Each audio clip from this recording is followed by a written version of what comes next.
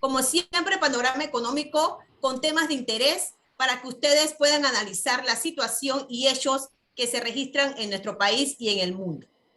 Quiero agradecer en primera instancia a ustedes, amigos oyentes, por la sintonía que siempre tienen a nuestro espacio radial e igualmente a nuestros amigos seguidores de nuestras cuentas de redes sociales. En estos momentos está transmitiendo en vivo a través de nuestra cuenta de Instagram, Panorama Económico PMA, igualmente a través de nuestra cuenta de Facebook, Panorama Económico Panamá. Recuerden que esta entrevista pueden volverla a ver a través de nuestro canal de YouTube, Panorama Económico Pretty White.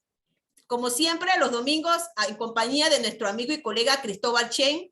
Cristóbal, para que des la presentación de nuestro invitado especial de hoy domingo.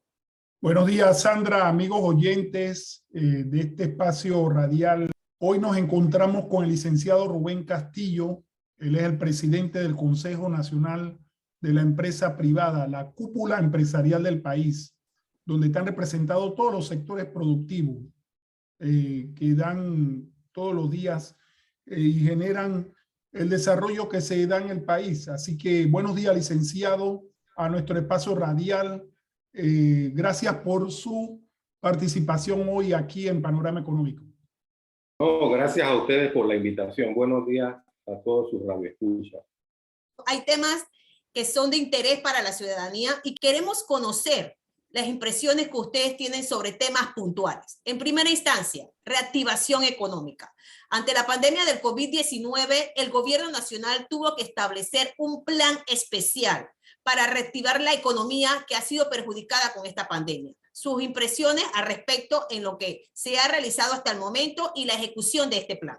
Desde el inicio de la pandemia, la empresa privada fue muy firme y consistente con el hecho de crear los espacios de discusión para que los efectos económicos, sociales de la pandemia no fueran tan rigurosos en relación con la población, en relación con el país.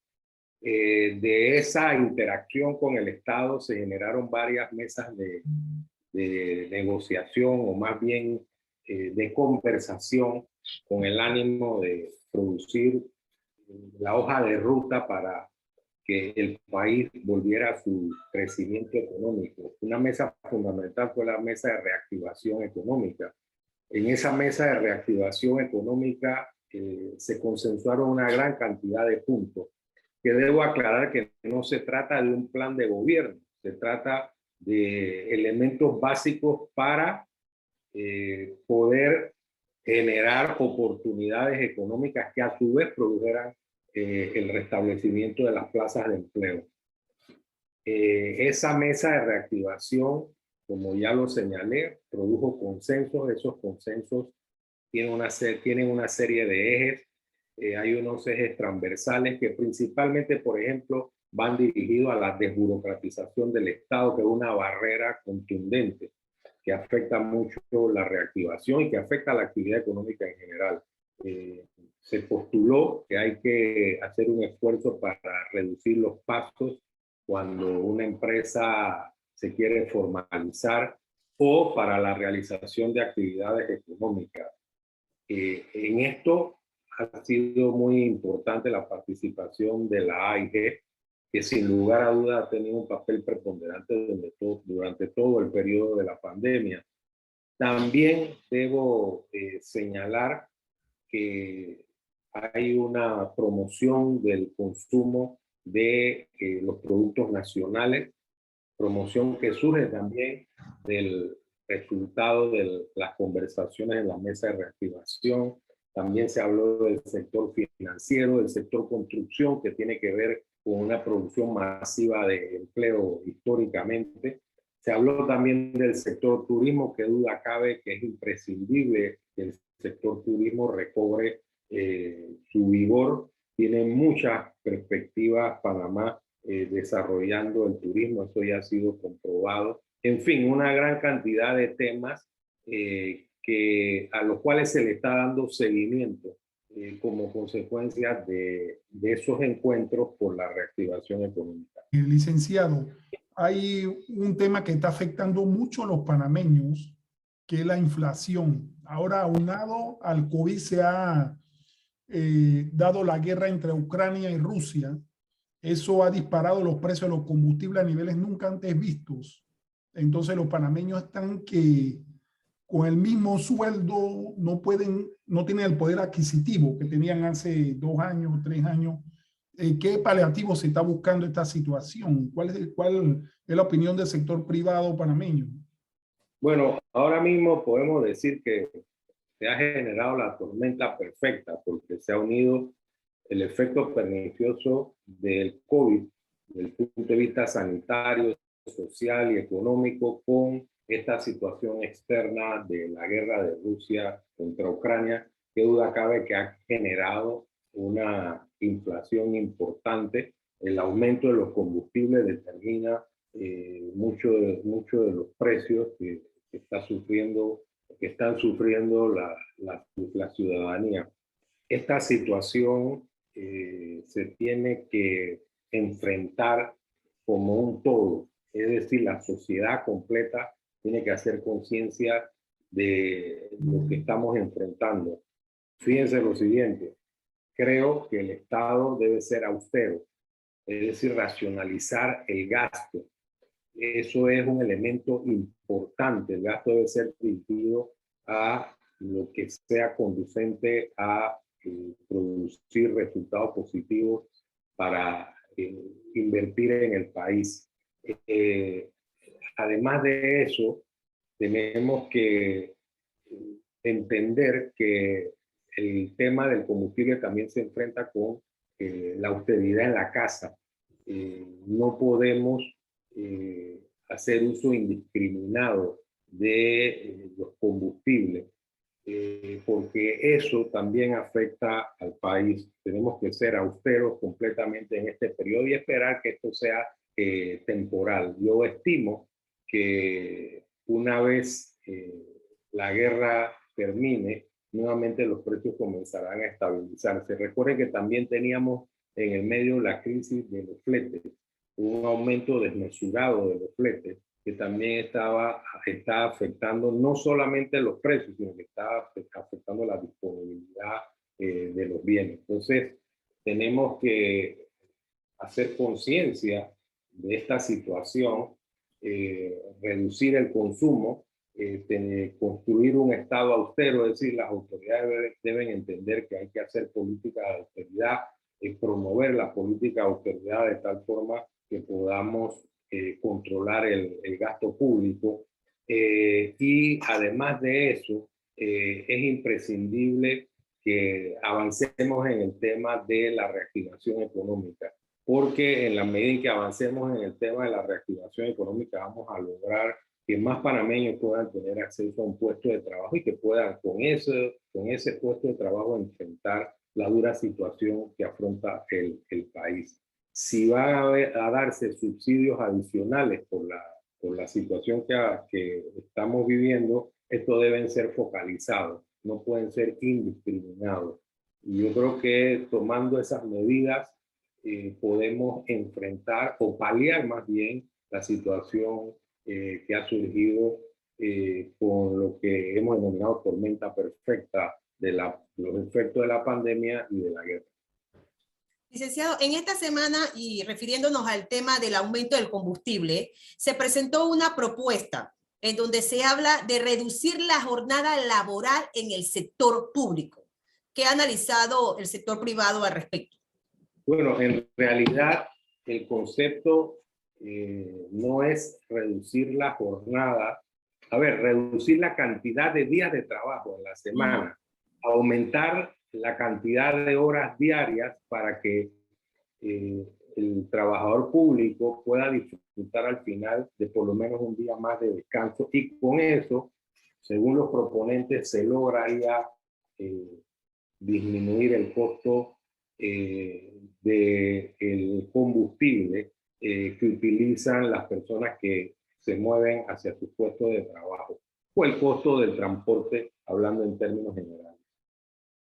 Yo creo que en términos de análisis es una propuesta que debe ser debatida en el contexto de que en otros países se ha tomado en cuenta esta figura y ha ayudado a procesos productivos no solo dentro del ámbito estatal, sino dentro del ámbito privado. Habría que analizar esto tomando en cuenta las necesidades productivas del futuro del país. Recuerden que la pandemia nos ha puesto cara a cara con el futuro. Hay nuevos procesos en las relaciones laborales, nuevas formas de interacción laboral, y vale la pena analizar esta y otras propuestas. Sin embargo, debo decir que tengo la duda de que la propuesta pueda seguir adelante porque el entorno constitucional podría ser un muro para que la propuesta prospere. La norma constitucional dice que no se puede elaborar más de 8 horas diarias. Ese es el tope de horas que establece nuestra Constitución.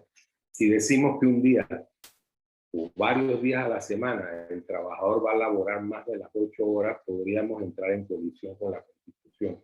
Entonces es una figura que, vuelvo, insisto, merece ser debatida en el contexto de cambios para adecuar nuestro sistema jurídico al futuro de la actividad productiva, pero pareciese que se va a encontrar con este escollo constitucional.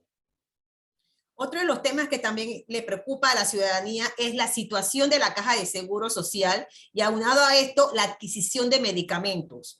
El gobierno nacional convocó una mesa de diálogo para ver alternativas en lo que respecta a los procedimientos que actualmente tienen las entidades de salud para adquirir medicamentos. Ustedes forman parte de este diálogo que se ha establecido. ¿Qué nos puede señalar al respecto?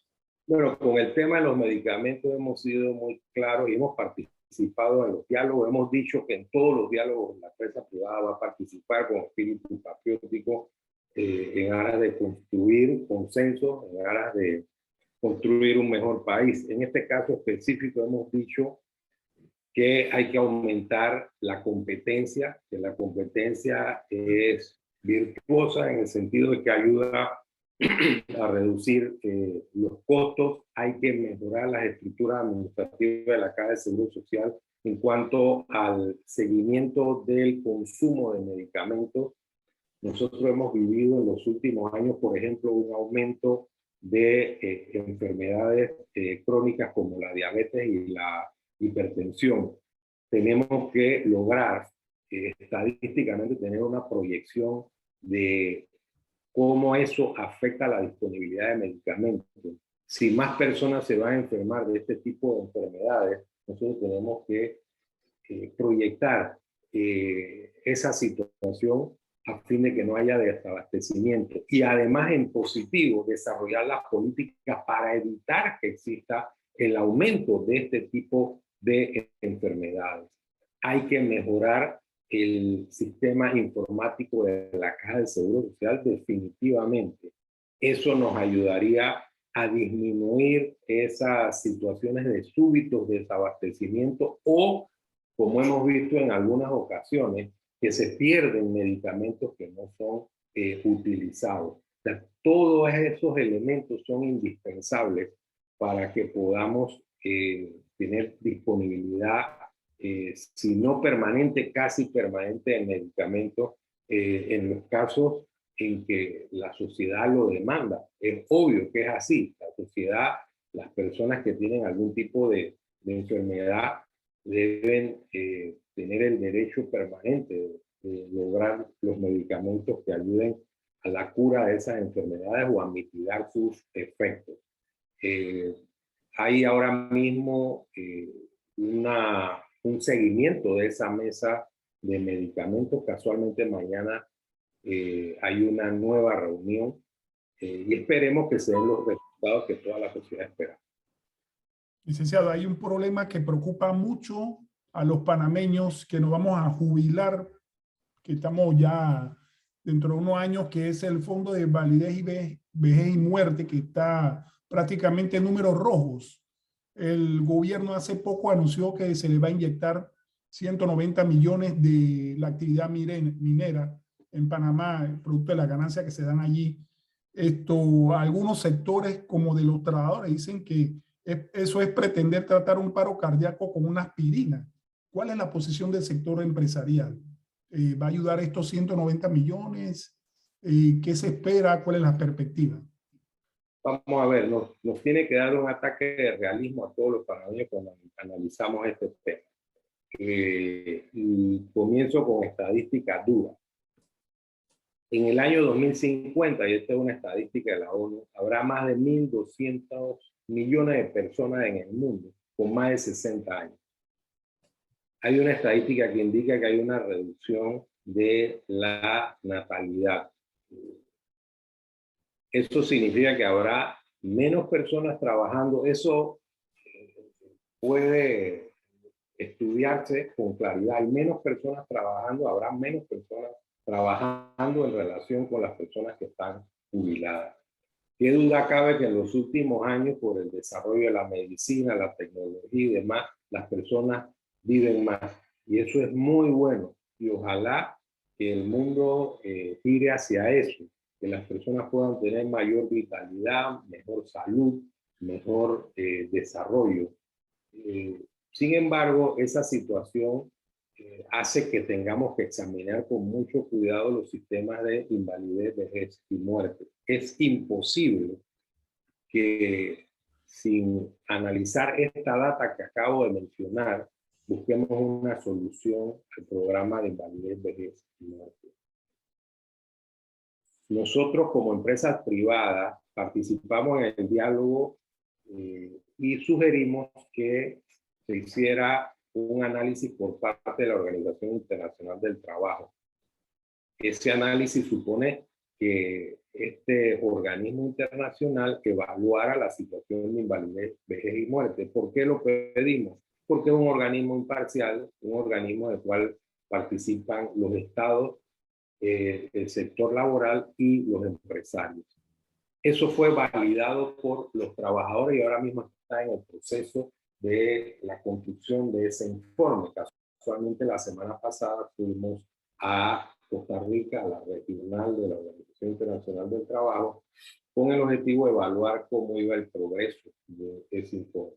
Según entendemos, hay un flujograma de trabajo, ya se comenzó a trabajar en esto y esperamos que a finales del mes de julio exista un informe sobre este tema. Ellos no se comprometen a la fecha, pero más o menos dicen que podría ser en ese periodo.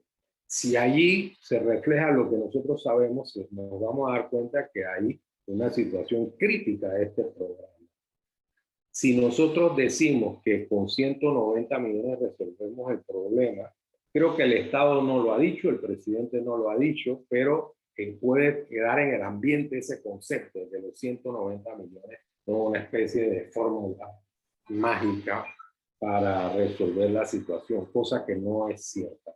Eso es insuficiente y tendríamos que hacer una reforma al sistema para que el mismo sea sostenible.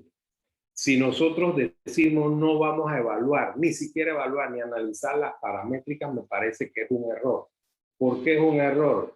Porque al final las paramétricas y el análisis de la situación financiera nos va a llevar a la conclusión de que tenemos que obtener dinero de otra fuente. Eso significa que habría que aumentar impuestos o tomar dinero de la construcción de infraestructura, de la educación y la salud, para ponerlo en el programa de invalidez, vejez y muerte. Recuerden también que por ley no se pueden confundir los programas. No puedo traer dinero de otro programa para resolver el tema de invalidez, vejez y muerte. Ni tampoco sería algo deseable. Yo creo que debemos sentarnos, como dije, racionalmente, hacer un análisis profundo, sin sesgos ideológicos, sin intereses particulares, con el objetivo de que el programa al final pueda subsistir de manera sostenible, tomando en cuenta los parámetros de la realidad del mundo de hoy. En el siglo XXI, lo más probable es que el ser humano viva 20 años más. Eso es lo más probable. En la medida en que aumente la expectativa de vida, aumente las posibilidades del ser humano de ser útil, de trabajar, es decir, gente con más edad que pueda seguir trabajando en determinadas actividades, nos vamos a tener que plantear con sinceridad qué vamos a hacer con un sistema que si nos manejamos con los mismos cánones del pasado, no va a ser sostenible. Bueno, con estos señalamientos del licenciado Rubén Castillo, presidente del CONET, culminamos nuestra entrevista de hoy domingo. Licenciado, queremos agradecer su participación y los micrófonos de Panorama Económico estarán a su disposición cuando ustedes como sector empresa quieran dar a conocer a nuestros amigos oyentes de todos estos temas que son de interés para toda la ciudadanía.